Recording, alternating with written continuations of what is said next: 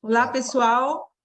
Eu estou aqui com o Vitoldo Hendrich, advogado especializado em apostas esportivas e regulamentação. Tudo bem, Vitoldo? Como vai? Obrigada.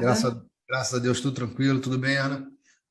Deixa um abraço aí antecipado aí para toda a equipe aí da IE. Obrigada pela sua presença, pela sua participação, por aceitar a entrevista. Vitoldo, vamos começar um pouquinho falando sobre você, sobre a sua carreira, como é que você se tornou advogado?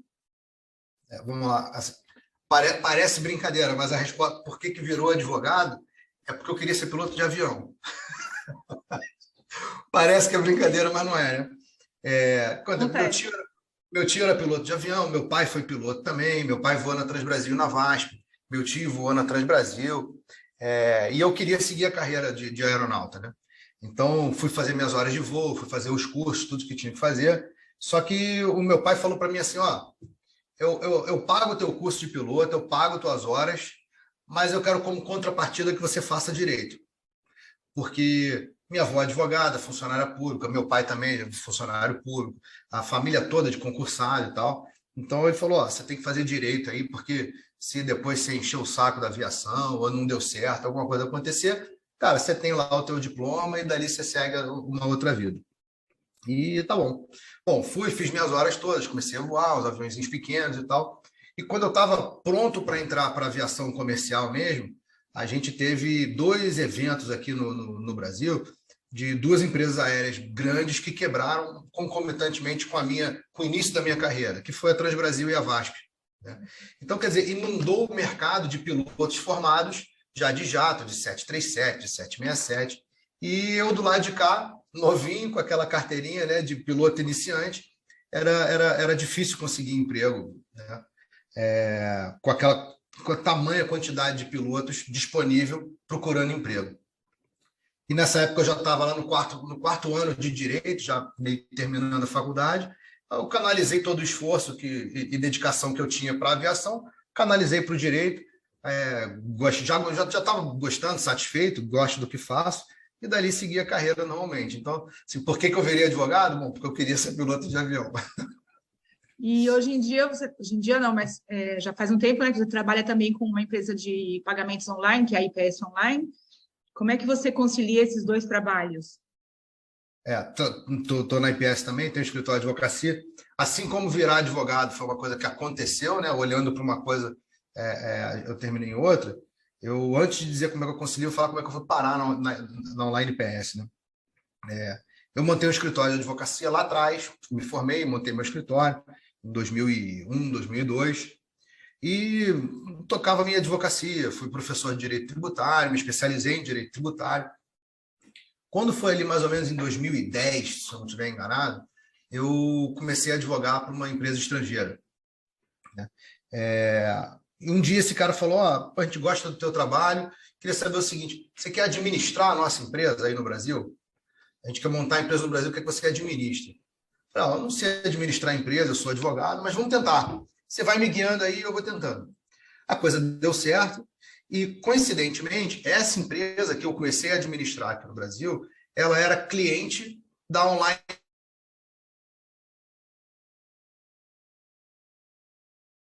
PS.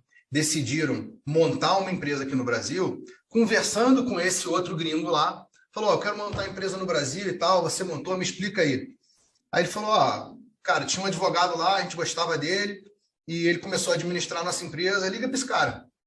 E aí eles me ligaram e a gente acabou se entendendo e montamos, então, a Online PS Brasil.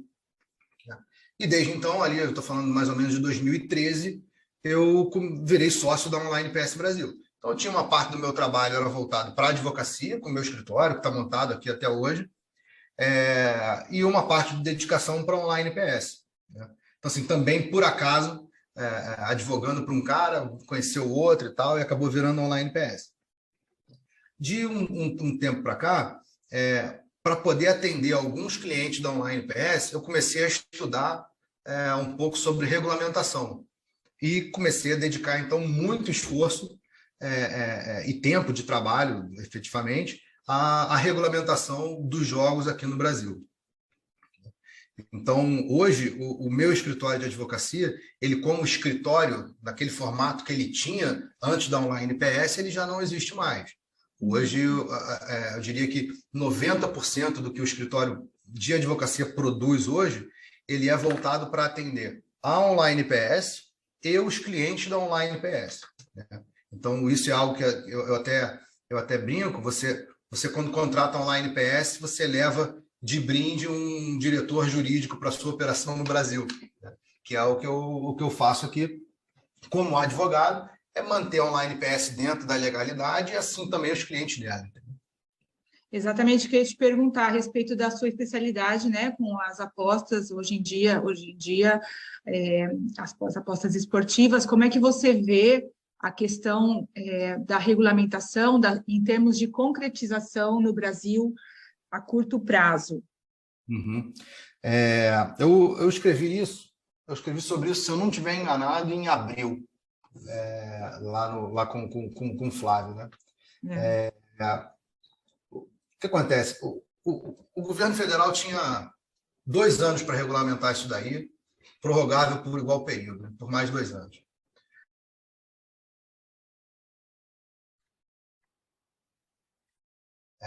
Esse prazo termina agora em dezembro.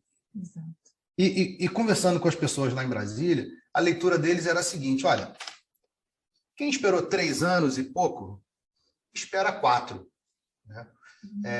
E ninguém via muito sentido em tentar apressar esse processo, por mais maduro que ele esteja, apressar esse processo num ano eleitoral. Né?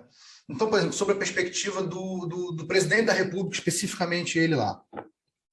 É um cara que tem uma base de eleitores, cara, bastante considerável dentre os evangélicos e pessoas mais ligadas à religião. Né? A gente sabe que nem sempre essas pessoas elas veem os jogos com bons olhos. Quer dizer, o cara pegar na véspera da eleição e assinar um decreto que a gente sabe que ele está assinando porque ele tem que assinar, porque a lei manda, a lei obriga. Mas a leitura geral é que todos os opositores políticos dele pegariam esta assinatura para dizer, ó, o presidente aqui, ó, diz que é evangélico, mas aqui, liberou o jogo no Brasil. Né? Ninguém venderia isso como, olha, ele está cumprindo aqui uma obrigação legal de assinar um decreto, mas possivelmente venderiam isso como uma espécie de traição do eleitorado dele. Isso a gente está falando do decreto daquela lei de apostas de cota fixa, aposta esportiva e tal. Em outra frente, a gente tem também algo que não tem prazo, que é a lei que regulamenta todas as outras modalidades de jogo, né? De jogos. Essa está lá no Senado, foi aprovada na Câmara e está no Senado. Bom, por parte dos senadores, também assim, por que eu vou acelerar isso no ano de eleição? Porque se eu sou um cara aliado do governo e eu for lá e fizer na votação que eu sou a favor dessa lei, a oposição vai dizer que eu estou vendendo o Brasil para o capital dos jogos. Né?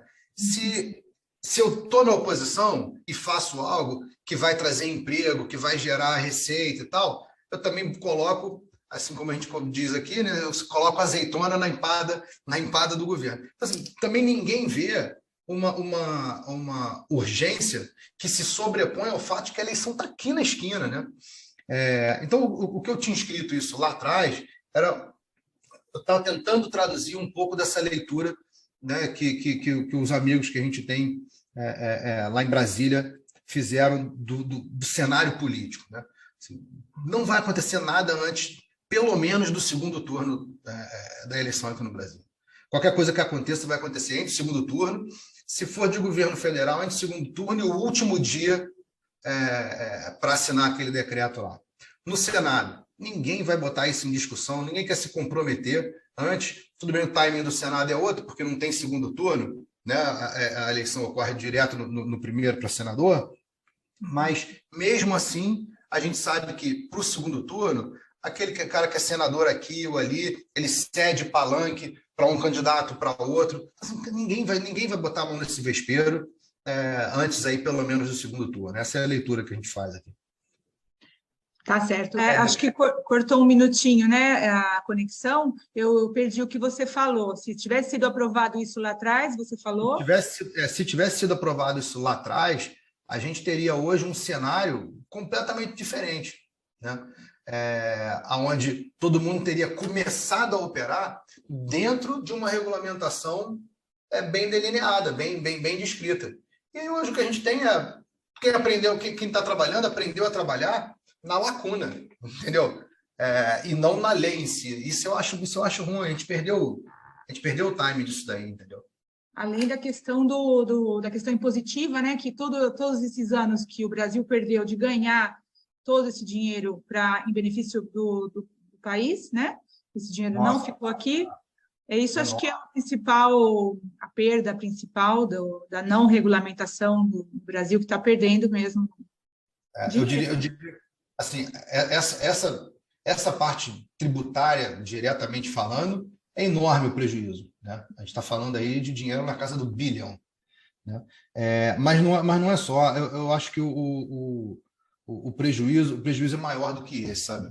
Eu até falava o seguinte: se o governo chegasse um dia e falasse assim, vou botar o jogo no Brasil igual funciona na Europa e nos Estados Unidos, e por 10 anos, ninguém precisa pagar imposto, não paga nada, só vir para cá e trabalhar. Cara, o ganho que a gente teria seria gigantesco, porque você imagina o seguinte: a gente ia empregar toda uma camada de profissionais do tipo garçom, camareira, né? Operador de máquina, disso, daquilo. Essa camada teria milhares de postos de trabalho. Além disso, a gente ia empregar, cara, uma galera numa outra camada social. Eu preciso de estatísticos, matemáticos, engenheiros, porque a gente precisa rodar essa coisa toda online, esse sistema rodando e tal. Então, roda uma outra camada também. Então, assim, a quantidade de empregos que a gente não gerou, ela é muito grande. Outra coisa, eu me lembro uma vez, eu estava conversando com um representante da Confederação Nacional da Indústria. Alguém me apresentou, eu estava trocando ideia com ele lá, a gente almoçou junto, e vai ter o papo. E aí, eu perguntei, vem cá, qual é a posição da CNI nesse processo de regulamentação do jogo? Não, a gente não tem opinião formada sobre isso, a gente não quer, esse assunto não nos interessa mexer. Eu falei, cara, eu acho que vocês deviam pensar um pouco sobre o assunto pelo seguinte: se a gente, seguindo o que dizia lá o 442, tá? Se a gente tiver 2.000 casas de bingo no Brasil, numa média de 400 pessoas por casa de bingo, tá? A gente está falando de 800.000 cadeiras. Falei, cara, alguém vai ligar para uma fábrica de cadeira e vai dizer, preciso de 800.000 cadeiras. Para quando? Para os próximos meses, né? Alguém vai ter que ligar e falar assim, olha, eu preciso de 2 milhões de garfos. Entende? Claro. O cara lá da Tramontina, ele ia estar rindo de orelha quando alguém ligasse e pedisse 2 milhões de garfos para ele, entendeu? E junto com o garfo, e a mesa, e a cadeira, e toalha, prato, monitor de televisão. Isso eu estou falando só dos bingos, tá? Só bingo. Monitor, televisão, tapete, carpete, ar-condicionado. Cara, é muita coisa, né? Então, assim, só o indireto dessas atividades, ele movimenta demais a economia, entendeu? Eu me lembro, lá em 2015, mais ou menos, eu conversava lá com um amigo, Miguel, estrangeiro ele, e ele estava falando da possibilidade de que algo em torno de 200 empresas de tecnologia poderiam procurar um assento aqui no Brasil se o jogo online fosse aprovado. Porque são as empresas de jogo, e aí tem empresa de TI, tem empresa que produz o jogo, tem um monte. Falou, algo em torno de 200 empresas, né? Aí você pensa o seguinte, bom, 200 empresas, no mínimo 200 executivos vêm de lá. Aí, bom, 200 executivos vêm de lá, cara, eu preciso de 200 apartamentos para esses caras. Entendeu? Claro. Eu preciso de 200 sei lá, Corollas para esses caras todos, entendeu? Tem que mobiliar. No final, assim, nas pequenas coisas, quando você pega e soma tudo das pequenas coisas, isso movimenta pra caramba, vai movimentar, assim, agitaria, por exemplo, a indústria aqui no Brasil de corretor de imóvel, entendeu? Aqui no Rio de Janeiro, você imagina, eu ter que arrumar... São tantas, em tantas áreas diferentes, que eu acho que a gente perdeu muito de lá para cá, sabe? O tributo, no final das contas, é uma parcela pequena do que a gente perdeu. É verdade. E você acha que o brasileiro, a maioria do povo brasileiro, gosta da ideia de ter o jogo regulado no país? Essa é uma pergunta que eu sempre me faço. Olha, Né? eu acho o seguinte, se não gostasse, o jogo do bicho estaria do jeito que está há 70, 80 anos, né? Na verdade, o jogo do bicho está muito mais, né? Tem mais de 100 anos o jogo do bicho. Mas eu digo, na contravenção, há mais de 70 anos. Eu acho que se a sociedade brasileira não gostasse, eles não teriam mercado para trabalhar da maneira como eles trabalham há 70, 80 anos. Entendeu?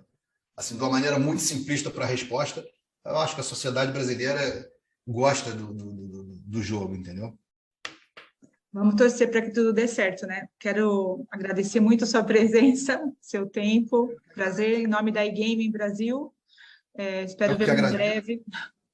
E deixa registrado aí a minha desculpa para a equipe toda, porque eu pedi para postergar a entrevista, eu pedi para antecipar, aí da antecipada eu posterguei o horário, antecipei para cá. Eu fiz uma zona, uma bagunça na agenda de todo mundo aí. Então já deixa registrado aí publicamente a minha desculpa e um grande abraço para todo mundo. Imagina, estamos à disposição, tá? Um abraço para você. Boa Um tarde. abraço para todo mundo aí. Tchau.